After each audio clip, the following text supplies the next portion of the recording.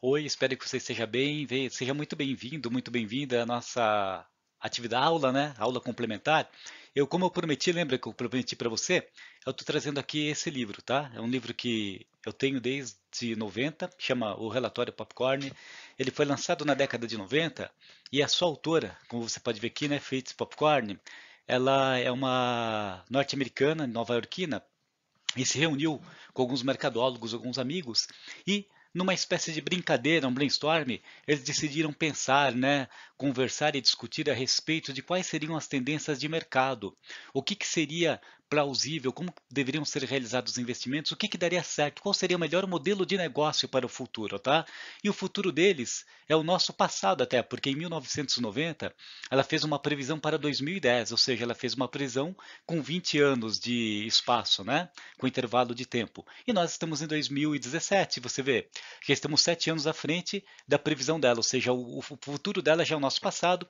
E é interessante que esse livro aqui aponta praticamente todos os acontecimentos, eventos comerciais, de negócios, que realmente se desenvolveram e acabaram sendo realizados nesse período em que houve a previsão. No momento em que foi lançado esse livro, ele foi para o mercado, tudo que foi citado e dito não estava tão evidente que aconteceria, tá?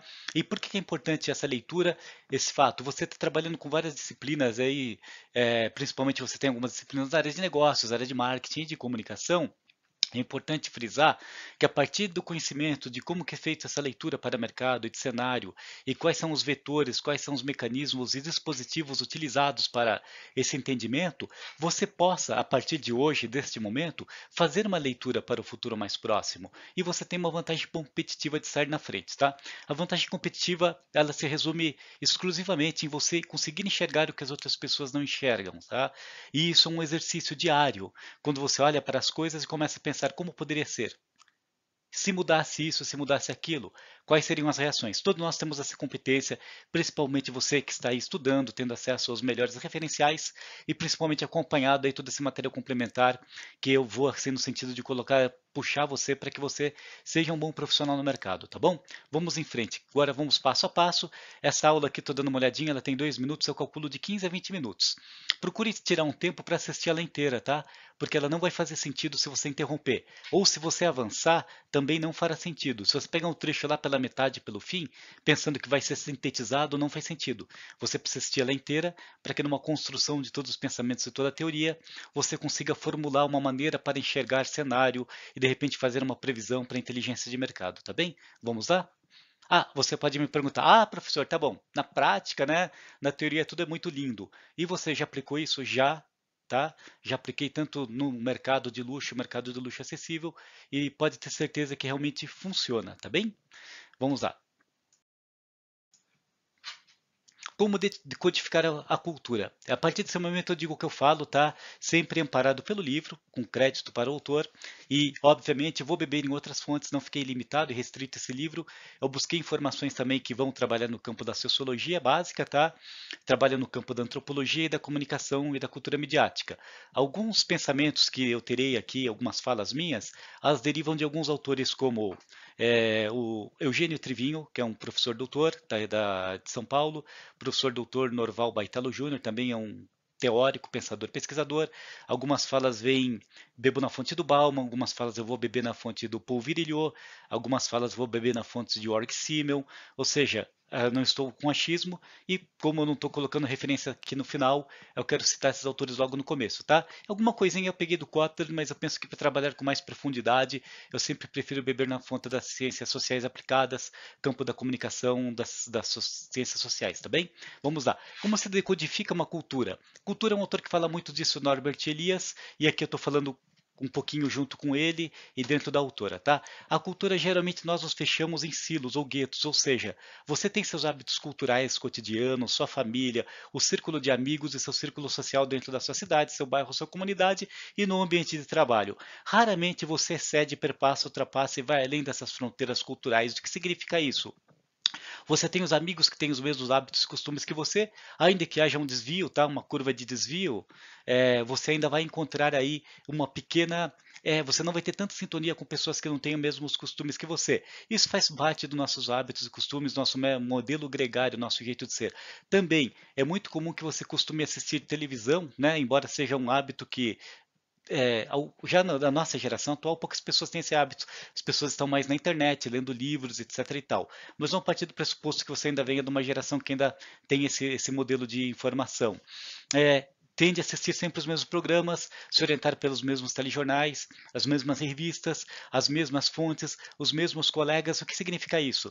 Você fica engessado num modelo cultural. Você não enxerga para além daquele ambiente em que estão consolidados os seus hábitos e costumes. Então você fica míope, tá? Então o que o autor do livro traz, e trabalhando com outros autores também, temos que romper esses silos, tá? Você tem que ter hábitos e costumes. Por exemplo, eu vou partir de algo que é bem polêmico, mas eu não tomo nenhuma posição, então tranquilo. Vamos partir do princípio que você olha para várias ideologias políticas que existem, e você se identifica com uma e você só quer saber dela, e você acaba não olhando para as outras, sua mente fica fechada. Então, independente da sua posição, você tem que olhar para todas, entrar um pouquinho no mundo de cada uma delas para enxergar o mundo. No campo do consumo, você é um consumidor de um extrato e de um perfil, de um nicho de mercado. Olhe para todos os extratos e nichos de mercado sem o mínimo de preconceito. Olhe para todas as religiões. Olhe para todos os segmentos. Você, de repente, tem uma conta na rede social. Você sabe que as redes sociais hoje elas fecham as pessoas em grupos que são chamadas de nós de rede. Um algoritmo identifica seus hábitos, identifica suas falas, identifica tudo aquilo que você posta, identifica tudo aquilo que você curte, e a partir desse momento ela vai começar a direcionar você para pessoas que são afins, que pensam exatamente como você. E com isso, ela vai fechando as pessoas, você vai falar para pessoas que pensam como você e vai ouvir de pessoas que pensam como você. O algoritmo, vez ou outra, libera aí 2 ou 3% de detratores, pessoas que não pensam como você, só para que você não desconfie. Então você está isolado também, tá? Então tente ter um perfil neutro, em que você não curta nada específico e você não poste nada específico, ou que você curta e poste vários assuntos de vários pontos e que apareça até meio sendo esquizofrênico, porque você concorda com situações e condições que são totalmente díspares e dissonantes entre si. Aí você consegue driblar o algoritmo e consegue se enxergar o mundo de uma maneira mais ampla quando você vai pesquisar por meio das redes, tá bem? Então esse é o meio entre muitos outros, tá? Mas só posso falar dentro de um papel que eu tenho um grau de conhecimento para falar com o professor, de você decodificar uma cultura. É conhecer de tudo um pouco por meio de uma ferramenta muito boa hoje, que são as redes sociais, criando um perfil em que você não tenha uma tendência, não demonstre uma ideologia por meio do seu perfil, dos seus hábitos dentro da rede. Aí você consegue observar um universo mais amplo. E por meio disso você consegue fazer uma previsão de cenário. Agora vamos lá falar o que essa história trouxe, tá? Ela trouxe alguns preceitos que ela chamou a atenção e nós vamos falar um pouquinho deles aqui. Tem 7 minutos, vou buscar falar no máximo 2 minutos de cada um, vou ser muito sucinto, e depois você vai buscando pesquisar mais sobre esse tema. Dentro da nossa biblioteca aí, existem muitos autores que você pode tangenciar esse assunto e se aprofundar. Vamos lá. Primeiro ponto, tendências. A autora, a Fates, ela fala assim: o encasulamento numa nova era. É interessante que essa questão do encasulamento está muito presente no nosso dia a dia, com a informatização do cotidiano. Aí eu chamo o autor do qual falei logo no começo, Eugênio Rondini Trivinho. Ele tem um livro que chama Democracia Cibercultural e Glocal, que ele fala dos bunkers midiáticos. O que significa isso para quem é do campo dos negócios? As pessoas buscam ficar mais protegidas do mundo. Elas estão se isolando um pouquinho. Isso é o que ela falava em 90, que as pessoas ficariam mais dentro de casa, ficariam fazendo compras por meio de dispositivos como computador, fariam pesquisas por meio, sem precisar circular pela sociedade. Então, por conta disso, você começa a observar o universo de oportunidades que há dentro desse perfil de pessoas que não querem ter muitas relações interpessoais presenciais, que elas se movimentam mais pela rede. Outro detalhe, ela citava que haveria uma substituição das locadoras físicas presenciais, talvez você não seja desse tempo, mas há algum tempo, há muitos anos, alugavam-se fitas para assistir em casa, filmes, seriados, seja qual fosse o gosto cultural da pessoa. E isso foi transitando, depois você começava a conseguir alugar on demand. E agora hoje você tem Netflix, tem o YouTube, tem, né, as pessoas que podem pagar uma TV a cabo, enfim, há uma infinidade de diversão e entretenimento que você recebe dentro de sua casa. Você não se desloca. Qual que são as consequências disso? O menor deslocamento envolve menor interesse por consumo de meios de transporte, envolve menor interesse por hábitos de consumo fora de casa e você começa a tentar explorar esse ambiente, esse segmento. Você mesmo está vendo, você tem aí uma universidade dentro da sua casa, você está estudando pelo EAD. A competência e a qualidade é a mesma. Você não gasta energia, não gasta tempo nem deslocamento. Você guarda esse tempo para outras atividades. Está vendo que interessante? Isso ela citava na década de 90 como uma previsão para 2010. Hoje estamos em 2017. A abertura da fantasia. Opa, só mais um detalhezinho sobre o encasulamento. Também vem a questão da segurança, tá? As pessoas se sentem mais seguras hoje, até por questões de políticas de segurança pública. A aventura da fantasia. Essa aventura da fantasia, ela vai em vários campos, tá? Vem do hedonismo, até mesmo de explorar o imaginário das pessoas. Você percebe que as pessoas hoje buscam parques temáticos para se divertir. Isso é uma questão de fantasia objetiva, ó, clara e direta. Há também, pelo campo do interesse sexual, produtos que são voltados a essa área, têm crescido exponencialmente, principalmente quando são comercializados e vinculados ao encasulamento, ou seja, por meio de da internet, do e-commerce. Aventura na busca da fantasia também, as pessoas muitas vezes buscam comprar e consumir produtos que faça com que ela sinta que ela tem algum espelhamento, algum paralelo com algum personagem especial. Hoje é muito comum você também encontrar pessoas que se vestem como personagens de filme, né? Me fugiu o nome agora, mas existe muito isso, principalmente no que se refere àqueles mangás, aqueles gibis japoneses, são os cosplayers, se não me engano. Então, existem pessoas que buscam se vestir como personagem, e ela falava essa questão da aventura da fantasia, da pessoa expor o seu imaginário de uma maneira bem contundente. Há uma área também, um campo no negócio, na negociação, no comércio, que você pode trabalhar com isso, tá bom? Na questão da produção de games também é muito importante isso. Você percebe que as pessoas muitas vezes ficam no dispositivo ali, fogem e ficam no gamezinho, principalmente dos RPGs, simuladores de realidade virtual. É, a aventura da fantasia, aqueles reality shows que você vive um universo paralelo, uma perda de tempo do meu ponto de vista, mas existem pessoas que gostam. Aí vem a questão das pequenas indulgências, tá? As pequenas indulgências, você pode trabalhar com esse mercado, o que significa? Vamos partir do pressuposto que você trabalha com produtos voltados a pessoas que podem consumir no máximo 5 ou 10 reais, assim, em uma compra, por exemplo, ela vai comprar uma caixa de bombons que custa 6 reais, ela compra uma caixa de 500 miligramas, né? Ou meio quilo, que é para dividir por toda a família. Ou compra, de repente, uma caneta simplesmente para escrever, ou uma carteira simplesmente para guardar o seu dinheiro. Mas essas pequenas indulgências elas começam a surgir porque há mais flexibilidade na disponibilidade de recursos financeiros, como parcelamento. Então as pessoas passam a executar essas indulgências. Ela já não compra mais um chocolate nacional. Ela quer, pelo menos uma vez por mês ou a cada bimestre, experimentar um chocolate importado, tá? Aí ela vai lá, paga 30, 40 reais uma barrinha de chocolate. Ou então, ela em vez de comprar uma caneta comum, ela poupa durante um ano e meio, compra uma caneta de uma marca famosa, não vou fazer merchandise de marca aqui, que vai durar a vida inteira e vai usar, todas as pessoas, pode até passar para o filho dela, e assim sucessivamente com qualquer outro produto que exija um alto grau de investimento, um eletrodoméstico, um relógio, um terno de uma marca cara, então são pequenas indulgências. As pessoas estão dispostas a fazer um gasto exponencial, ou seja, um gasto que vai além da capacidade normal dela, do cotidiano dela, para poder saciar um desejo. Você que está no mercado, que está trabalhando com isso, você pode perceber um nicho de mercado dentro desse segmento, tá? E a egonomia. A egonomia se faz muito presente nas redes sociais. Você vê que as pessoas começam buscam, né, uma exposição de imagem muitas vezes fictícia e real. Quem trata muito disso é o Baudrillard. Baudrillard fala que as pessoas hoje elas precisam se mostrar muito, vivem num mundo de fantasia. Guy Debord também fala da sociedade do espetáculo, onde o não ser visto significa não existir. E assim sucessivamente é coberto por diversos autores. O Bauman também fala isso, que a invisibilidade social na era da informatização é quase como uma não existência.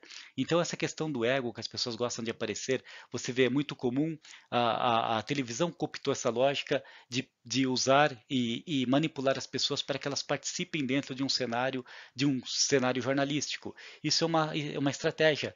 trabalhando com o ego das pessoas, para ter a sua imagem vinculada ali numa mídia de massa e a pessoa no seu imaginário pensa que ela tem algum grau de importância, mas na verdade ela está sendo instrumentalizada para aparecer ali e com isso multiplicar ele seus pares e formar audiência para aquela empresa que vai ganhar milhões com uma exposição dela que ela exerce um trabalho material de uma aparição sem nenhum tipo de remuneração.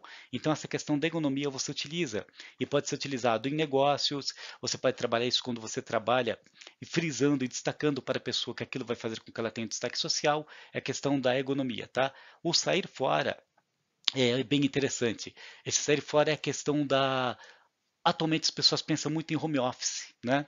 Trabalhar fora de, trabalhar fora do ambiente profissional. Outros estão buscando sair das grandes metrópoles. Elas vão querer passar um final de semana num resort ou num sítio, ou voltar àquela vida do campo onde pode comer uma comidinha que você deve conhecer que é fogões de lenha. Então você pode explorar esse campo nos negócios, no marketing, nas negociações em startups de negócios, quando as pessoas querem sair daquele padrão rotineiro da massa, do consumo, das pessoas estarem todas ali fazendo como robozinhos as mesmas atividades todo dia feitas, ela toca nesse princípio e também isso é amparado pelo campo da sociologia, tá? E que são os aventureiros, são os iniciadores, aqueles que não querem seguir o grupo e você pode desenvolver negócios e modelos de negócios para esse perfil de público de consumidor. O sobreviver. Esse sobreviver está muito em alta. Você vê aí o mercado de produtos orgânicos. As pessoas querem comer produtos que não tenham agrotóxico, que não tenham. Aí que é legal que entra a questão do pequeno produtor. Os pequenos produtores, principalmente aqui na zona, na região sudeste, eles conseguem entrar em contatos com redes de mercados, supermercados, principalmente os de bairros, né, que não trabalham em escala e não também não são muito predadores na relação com o fornecedor e fornece ali alface, couve, mandioquinha, até mesmo maçã, algumas frutas que são cultivadas sem agrotóxico e sem nenhum tipo de produto químico. É lógico que a aparência não é tão bonita, porque a planta, você que tem um certo grau de conhecimento em agronomia, as plantas, quando elas são bem naturais, os bichinhos atacam, tem um furinho aqui, outra colar, tem uma queimadura aqui, outra colar, ela não fica tão grande porque ela não está bombada por meio de fertilizantes químicos, né? Mas as pessoas que têm um alto grau de desenvolvimento, mais conhecimento cultural, elas até preferem essas plantas que não são muito vistosas, essas verduras que não são muito vistosas, que ela sabe que ele passou por um processo totalmente natural. Então esse é o sobreviver. Trabalho de suprimentos também. As pessoas têm uma alimentação muito corrida, buscam suplementação por meio de suplementos químicos, né? Ou seja, vitaminas e polivitamínicos. Há um mercado a ser explorado. E esse sobreviver também entra no campo do descanso, entra em vários outros campos que o mercadólogo você pode lançar um olhar. No final vou dar uma síntese disso, mas que fará sentido a partir do momento que você tiver visto todas essas questões, tá? O consumidor vigilante. Esse consumidor vigilante é aquele consumidor que nós temos já hoje uma fala para isso, que não existia na década de 90, que é o prosumer, tá? É o consumidor que ele é um produtor de conteúdo, ele não só consome, mas ele também está ali de olho. Então essa é uma questão que você precisa levar muito em consideração, que o seu produto, bem ou serviço, ele está o tempo todo sendo auditado pelo seu consumidor.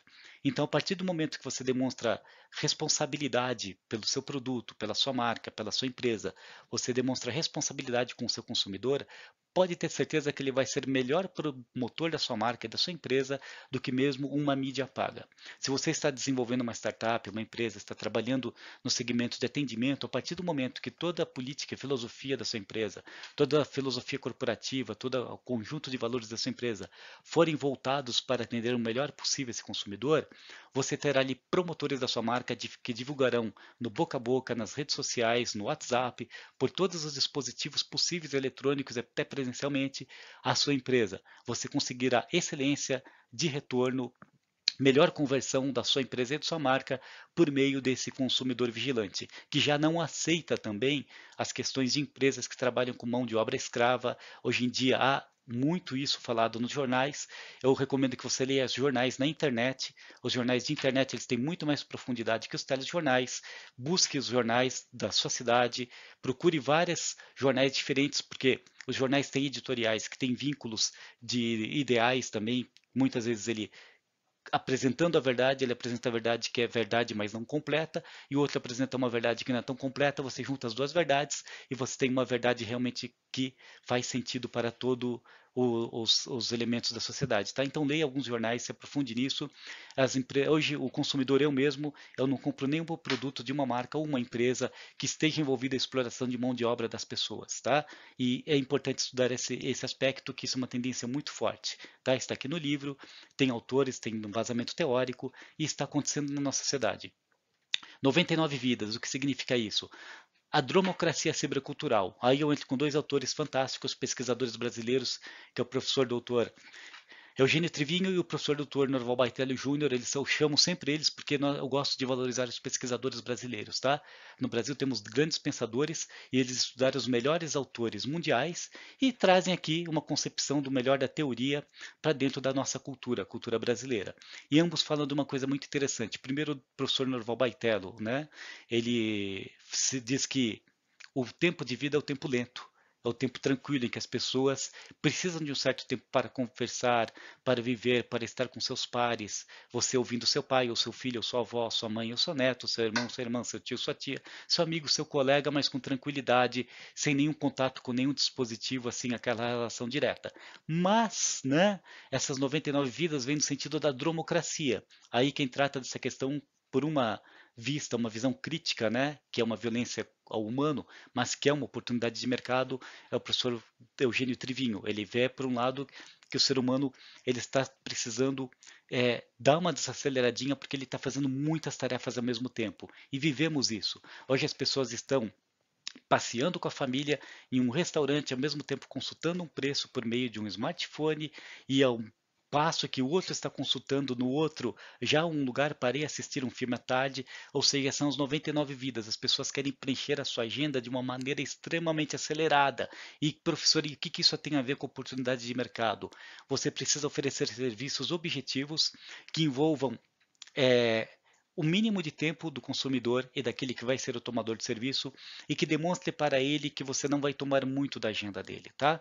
Produtos e serviços que exigem uma tomada muito grande do tempo na agenda de um cidadão ou do consumidor ou do cliente, eles começam a ficar em segundo plano, porque o consumidor, o cliente, o tomador, ele não quer abrir mão das suas 99 vidas. Isso daqui é uma metáfora. Ele quer viver muitas coisas ao mesmo tempo. E dentro dessas 99 vidas também tem um detalhe, que é o retorno ao passado, que todos esses campos, eles são meio que nômades, eles conversam entre si.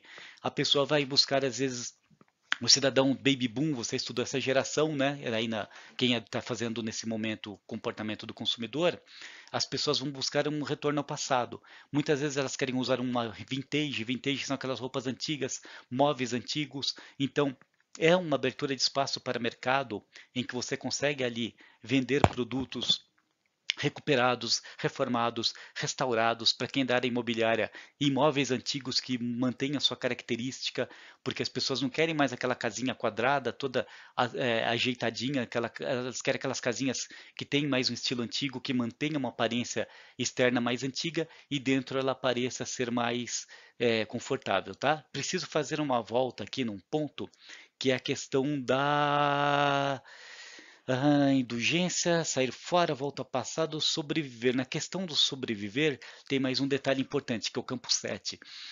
As pessoas também procuram o conforto que seja um conforto interno. Você vê que como um ponto isso dialoga com o outro. Quando eu falei aqui das 99 vidas, ele dialoga com sobreviver. Produtos e serviços que ofereçam qualidade, ofereçam o melhor possível, mas com o mínimo de aparência. Por quê? Nesse sobreviver também entra uma questão da segurança pessoal, no sentido de segurança mesmo, tá? E patrimonial. Por exemplo, empresas começam a produzir carros em algum momento que ele não chama muita atenção por fora, mas por dentro ele é super confortável e sofisticado. Por quê? As pessoas não querem ser vítimas de assalto, não querem ser vistas para serem roubadas. Aí entra na questão dos imóveis também. Investir em produtos que sejam na parte interna do imóvel para o consumidor e não na externa. Muitas pessoas deixam o lado externo mais castigado e investem internamente. Assim como também as pessoas cuidam mais bem do bem-estar social, da sua parte física, da sua parte emocional, da sua parte intelectual e não se preocupa em ostentar, por exemplo, um dispositivo muito caro, né? Você vai usar um aparelho que é caríssimo, que vai chamar a atenção do bandido, as pessoas começam a evitar isso, não trocam com muita frequência esses aparelhos para poder evitar chamar essa atenção ou sobreviver, tá? Então são tendências que dentro desse livro você encontra, é bem interessante. Não estou fazendo mexendo o livro, até porque ele não está, você não vai encontrar muito fácil esse livro por aí, mas porque ele se encaixa aí dentro dos cursos nos quais nós temos aula, tá bom? Bem, espero que você tenha conseguido assimilar o máximo possível. É importante agora que você pense ou assista novamente tudo isso e comece a olhar para o mercado que você trabalha ou pretende trabalhar. Dentro desses 10 pontos de tendências, será que alguma delas já também está ficando obsoleta? Se está, exercite com um amigo. Chama um colega, por exemplo. Você sabe que aí nós temos aquele fórum de relacionamento. Você viu ali que tem um fórum Fale com o Professor, na verdade? E eu abri uma outra linha ali, espaço de convivência ou network, como quiser você interpretar, e começa a discutir com os amigos, fala, olha, você assistiu a aula lá do professor André, tive do material complementar? Oh, vamos discutir aí, será que será que nós poderíamos ter como tendência? O que poderia mudar? Será que haveria alguma transformação, tá? Isso é um desafio que eu faço para você, não entra no campo da avaliação acadêmica, para a aula, mas eu penso que entra na sua assimilação de conhecimento para o mercado, tá? Para que você saia bem mais preparado aqui da Laureate. O nosso compromisso é que você esteja sempre à frente, tá? Todos nós professores aqui, o que mais visamos é que quando você conclua o curso, você vá bem transformado para o mercado. Ou seja, o meu relatório Popcorn como professor, olhar para um estudante que estudou conosco e que foi para o mercado e que as pessoas falam, nossa, que conhecimento, ele realmente deu um salto, tá? Ninguém sabe tudo, mas pelo menos precisamos saber o suficiente para que tenhamos significado no mercado. Em breve eu vou entrar com algumas outras literaturas aqui que envolvam também negociação, startup, relacionamento, cibercultura e marketing digital, tá? Antes ainda que encerre esse bloco. Um grande abraço, espero que você aproveite muito bem esse material. Pode compartilhar se você gostar, porque você vai estar ajudando alguém a desenvolver seu conhecimento também, tá ok? Um grande abraço. Qualquer deslize que eu tenha cometido aqui, penso que não, eu estudei bastante para poder falar, mas pode me fazer uma puxada de orelha ali que eu explico ou busco ressignificar, tá? Ok? Um grande abraço e até a próxima.